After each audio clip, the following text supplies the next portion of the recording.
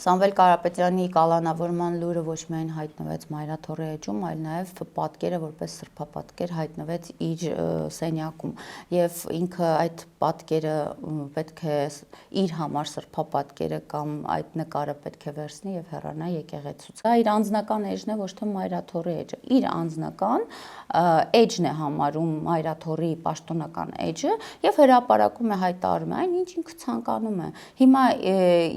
ամբողջ հանրապետությունում երեք քննարկում են եպիսկոպոսների հայտարարությունը, որը իսկապես մեծ աղմուկ էր ստեղծել այն առումով, որ մենք մեր գոհունակությունն ենք հայտնում, որ համախմբվել են եւ իրոք դա այն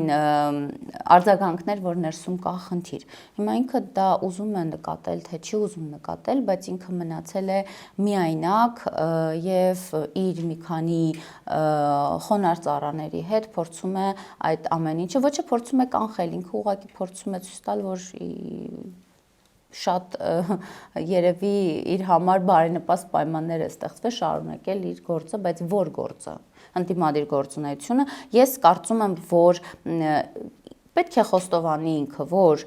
քաղաքական գործունեությունը զբաղվում են եկեղեցուց դուրս եւ դուրս գա եւ միանա իր թիմակիցներին։